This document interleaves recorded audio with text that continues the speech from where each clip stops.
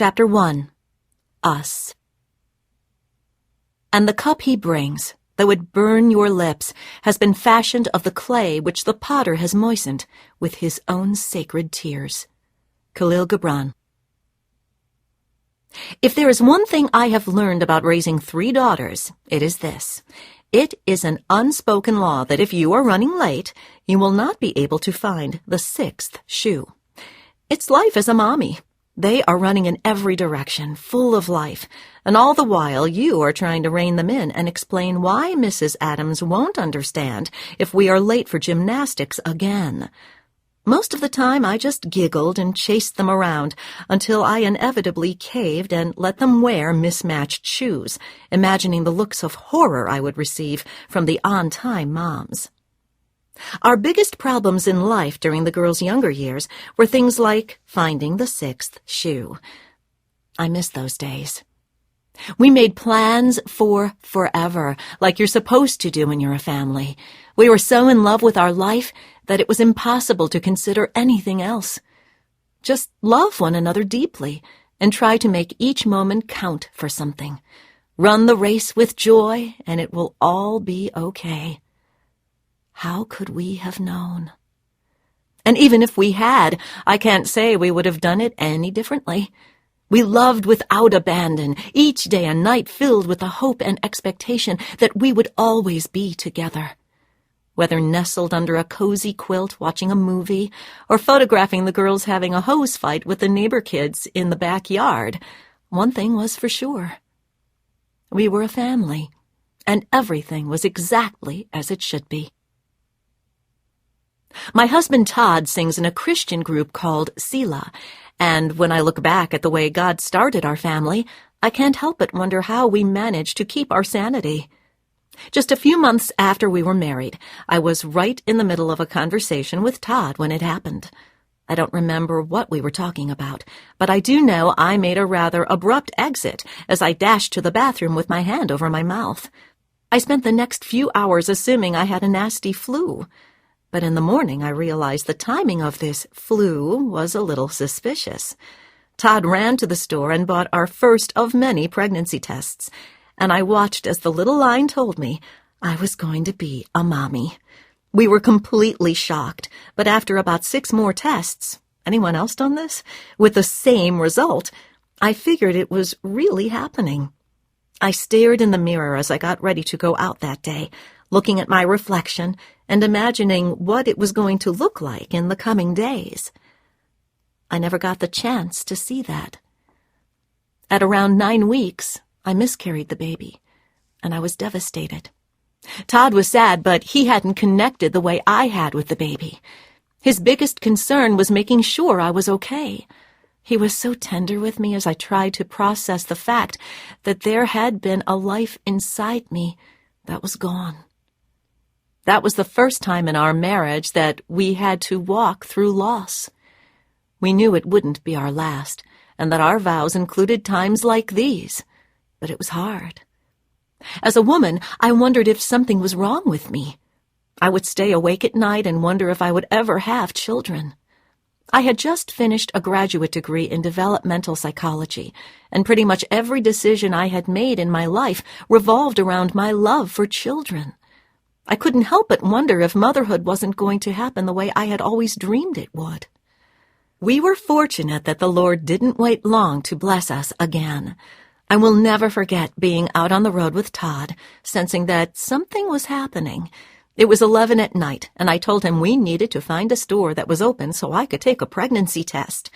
He covered his head with a pillow and laughed, mostly because I said this every month, in the hopes that it would come up with a pretty pink line. Todd, we're in Maryland. You know how I am with finding my way around. What if I get lost? He looked up at me with tired eyes, pleading with me to let it go. Honey, can we go in the morning? Let's get some sleep and we can do it on the way out. Clearly, he did not understand the urgency of a woman in this mindset. No, I can't wait. I have to go now. There has to be something right around the corner. I grabbed the rental car keys and kissed him on the forehead.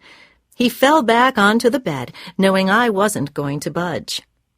And Toddy, you are seriously going to regret not going with me if it turns out I'm pregnant. I smiled mischievously and closed the door behind me while he laughed. I came back into the hotel room about a half hour later and ran straight for the bathroom. I watched as the colors changed immediately. Clue number 1 to what we would later discover. Without even bothering to wait for it to make it all the way across the little screen, I opened the bathroom door and held the stick straight in front of me. I waited a second to make sure he was paying attention and then peeked my head out with a giant smile. Todd sat straight up in bed, his eyes adjusting to the light and his mind adjusting to what was happening. "Are you serious?" I nodded. I screamed with delight and jumped into bed, settling into my familiar spot on his chest. He grabbed the test and stared at his future. "Congratulations, Daddy!" In disbelief, he set his hands on my stomach. Wow. It was all he could manage. Yeah, wow. We lay in silence for a few minutes, smiling in the darkness. "Hey, babe?" I asked. "Yeah?" "You totally should have come with me." We laughed as we pulled the covers up, both of us in awe that God had chosen us. And boy, had he ever. After my initial miscarriage, I had gone to the library down the street and checked out a book about pregnancy loss. The sweet librarian recognized me and acknowledged my pain as she scanned the book. "God bless you, honey." She looked deep into my red eyes, ministering to me without another word. I started to cry because it was such a simple gesture, and it meant more to me than I knew how to say to her. After I got the positive test result, I was eager to go back and check out another book, this time one on pregnancy. I saw the librarian working at the counter and waved. A few minutes later, I set down 3 pregnancy books on the counter, and she clapped her hands in delight. A few days later, I went in for my 12-week checkup, and they did an ultrasound. After a rather shocking appointment, I made my way back to the library and smiled when I saw my library friend working. I watched her face light up as I set down a new set of books. This time, they were on parenting twins. She looked up at me in total shock and started laughing. "Oh, God bless you, honey. I'm sort of hoping for your sake that I won't be seeing you tomorrow." Aside from some discomfort, everything seemed to be going smoothly with my pregnancy, but my doctor suggested I have another ultrasound at around 25 weeks just to make sure. We knew we were having 2 girls, and we were pretty set on names. At the end of August, we went in to have another look at the babies, and within about a minute we knew something was terribly wrong. The technician who was doing the ultrasound looked like he was in shock, and he got tears in his eyes as he told us he needed to get his supervisor. I felt like I couldn't breathe, and I asked him if they were alive. They are alive right now. Those words will haunt me for the rest of my life. His supervisor explained that I was dilated about 3.5 centimeters and that my body was threatening to go into labor. She told me I needed to get right to the hospital, and they called for a wheelchair as they weren't even comfortable with letting me stand up. I sobbed the whole way over. My first night in the hospital, a sweet nurse came in and sat with me, explaining that my babies were on the cusp of viability, and that they were going to do everything they could to keep them inside me for as many weeks as possible. She was incredibly kind, but also honest, and the truth was that it was an incredibly serious and unpredictable situation. A few days later, I had surgery to try to prevent my cervix from opening anymore. I continued to be on a round of the most horrific drugs known to man. If you are familiar with magnesium sulfate, you understand. They had me on that one for 3 weeks. At one point, I thought my IV pole was a trick-or-treater. Todd was on the road, and my best friend Audrey was with me, so at that point she told me she thought it would be a good idea to go to sleep. After 10 weeks of touch and go in the hospital, They felt I was in a safe zone and sent me home. They stopped one of my medications a few days later, and I started having contractions. I had a gloriously short and easy delivery, and on December 2nd, 2002, we welcomed Ellie and Abby into the world just 2 minutes apart. Weighing in at 4 pounds 11 ounces and 3 pounds 11 ounces respectively, they were tiny, but perfect. Abby was rushed to the NICU immediately, and we never heard her make a sound. She had a few complications with her breathing, but overall she did great. She was an itty-bitty thing, but she was a fighter. We brought Ellie home from the hospital, set down her baby carrier, and I kissed Todd goodbye as he left for his Christmas tour. I will never forget those first few moments of silence after the door closed behind him. I stared at Ellie in her car seat and just began to weep. I was hormonal, alone, and in charge of 2 people's lives. I was scared stiff. I had one baby at home and the other in the NICU, and trying to nurse 2 babies on different schedules who were a half an hour away from each other was, to say the least, very difficult. One night, when I felt like I had reached the end of myself, I walked into the NICU and heard a familiar sound. It took me a minute to put it together, and when I did, I asked what they were listening to. The nurse, who had no idea who my husband was, replied, "It's the new Selah Christmas CD, and it is so great." I couldn't believe it. "Do you listen to it a lot?" I asked. Tears filled my eyes as I anticipated her answer. "Oh yes, all the time. The babies love it." I started crying because all this time, when I felt awful that Todd and I couldn't be there with her every moment, God had provided a way for her daddy to be singing over her. The nurses came to me and put their arms around me as I told them who I was and why this CD was so special to me. I remember one of the ladies reminding me that His ways are not our ways, and we must believe even when we can't see the way out. Abby made such great strides that our prayers were answered, and she came home just before Christmas.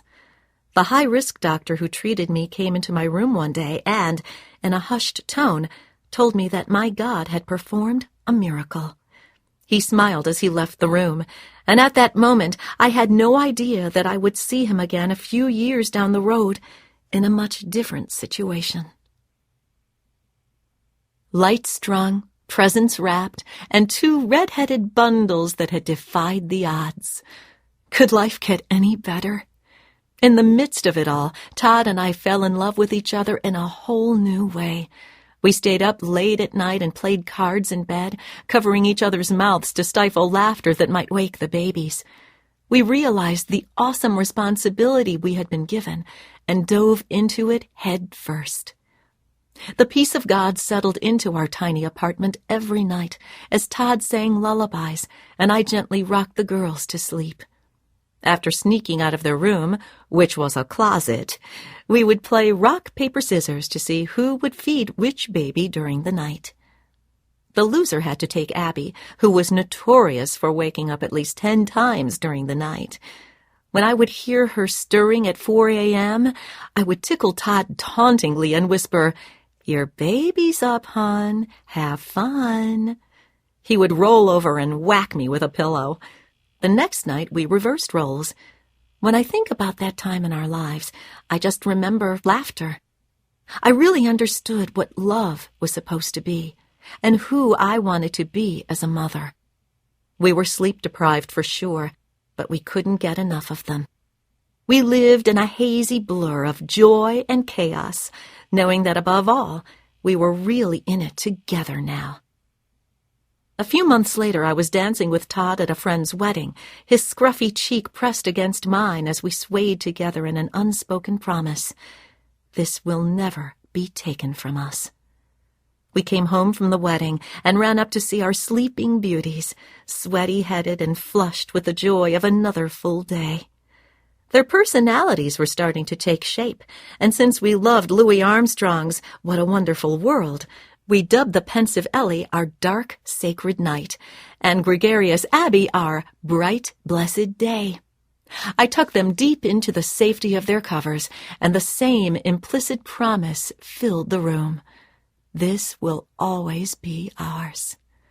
What a wonderful world indeed. What can I say? The twins were pretty much the perfect kids. They slept all the time, they ate whatever we fed them, they were even-tempered, they smiled at strangers, and loved to snuggle. They were the kind of kids people fall in love with the moment they meet them. They wanted to help with everything around the house, cleaned up after themselves, played nicely with all their little friends, and constantly filled the house with the sound of joy. I began to formulate a theory in my mind, which was based almost entirely on the fact that I must be the most perfect mother to ever grace the face of the earth. I smiled as people marveled at them sitting in the grocery carts while I shopped, and inwardly shook my head as we passed women with their unruly children. I nodded like royalty as women commented that they had never seen such well-behaved, sweet children. "Oh, why, thank you. Really? Well, I guess we are just blessed to have such good girls. You are too kind. Oh, how sweet." I have an image of God sitting in heaven, munching on a big bowl of popcorn as the days counted down to September 7th, 2005. It was a perfectly planned, see where this is going? Crisp fall afternoon when Sarah Catherine Smith came raging into the world about an hour and a half after I went into labor. Yes, you read that correctly. She screamed like a wild animal in pain when they bathed her, smacked her way out of her newborn blanket, and stared at me with a look that said, "I'm going to need some more information here, lady." I heard a nurse make a comment under her breath about how I was going to have my hands full. I was not at all intimidated. Clearly, I thought, they did not know they were dealing with Supermom. A few months passed, and I realized that the Lord, in his infinite and often humorous wisdom, had decided to give me the childhood version of myself to parent. I must say that the level of glowing satisfaction I have seen on my father's face in the past 4 years has approached sinful. Kate is the most life-filled, passionate, willful blessing I have ever had the pleasure of raising. We always prayed that we would have a third child who wouldn't slip into the background and be overshadowed by the twins. When I was pregnant with her, I had horrible images of her sitting alone in the corner and feeling like a loner because she didn't have a partner the way they did. We prayed for her to have a voice, to have courage, to have strength, unwavering enthusiasm, determination, and conviction. In retrospect, I think we may have overdone it a little. Her enormous brown eyes and deep husky voice bring life into every room she enters. I see a lot of myself in her. You can't keep that girl from what she wants. One day, when she gets her arms around Jesus, she is going to take the world by storm. Until that day, I am drinking a lot of soothing tea and praying that I enter my late 30s with most of my hair. When Kate was about 2, we started talking about having another baby. Let me restate that. We had a conversation, and the stick turned pink. Even from the beginning, there was no question that this baby was supposed to be ours. We broke the news to the girls, who proceeded to request a boy who would not be interested in their toys. We told them we would do the best we could. At about 16 weeks, we went in for a regular ultrasound, and we discovered that we were, much to the girls' chagrin, going to have another pair of sweet little girl hands digging in the Barbie bin. Other than that, it was a normal ultrasound, although we did find out later that the technician had noted that there was less fluid than would be expected. They suggested I have a follow-up ultrasound at around 18 weeks, just to make sure everything looked okay. We headed home with the thought that everything seemed to be all right. I had felt uneasy about this pregnancy from the beginning, so it was nice to have a little reassurance. After my experience with Abby and Ellie, it was hard to ever feel totally at peace about being pregnant. But this was different. I felt so uneasy that I had trouble sleeping, and I Googled myself into every possible tragedy. The kids actually took the gender announcement surprisingly well, and we moved into full-swing nesting mode as a family. We took out one of the old cribs and set it up in Kate's room, which she was very pleased about because it meant graduation to a big girl bed. We talked about names and all the fun things we were going to do with the new baby, and we stared at her ultrasound picture and dreamed of what life would be like with another car seat. We decided to name her Audrey Caroline, after my best friend Audra, with her middle name coming from mine, Carol. The girls were disappointed that we had eliminated Shimmer, Rainbow Flurry, and Feather Dancer so quickly. Thankfully, they approved of Audrey, so it was agreed. We were going to have another stocking hanging from the mantel next year. One of my tests came back slightly abnormal, but my doctor wasn't worried because this particular test has an extremely high rate of false positives. He did suggest that I go ahead and have a follow-up ultrasound to see if the baby had Down syndrome. As someone who has worked with this population of children, I wasn't intimidated by the possibility of a special needs child, but I did want to know so that I could start preparing the children and making every effort to make sure Todd and I were educated. I was a little nervous about the ultrasound because as mothers, we can't help but imagine the worst-case scenario. I tried to keep myself calm, reminding myself that the Lord had our best interest in mind. He knew what we could handle, and we had to have faith in that. Still, I was uneasy about the appointment. I feared it was more serious than we were anticipating. My mother-in-law was in town and sensed the Lord told her to stay with me for my appointment, so she canceled her flight and decided to come with us. As we sat in the waiting room, we tried to make small talk, but we were so distracted. Something just wasn't right, and we knew it. A nurse emerged abruptly from the door behind us. "Angie Smith?" My stomach jumped. "We'll be right back, Mom." I looked into the depths of her eyes, and I thought I saw a glimpse of fear. "Everything will be fine," she said softly. I kissed her cheek. "Praying for you, hon." She squeezed my hand, and Todd and I disappeared into the corridors that now hold the worst memories of my life.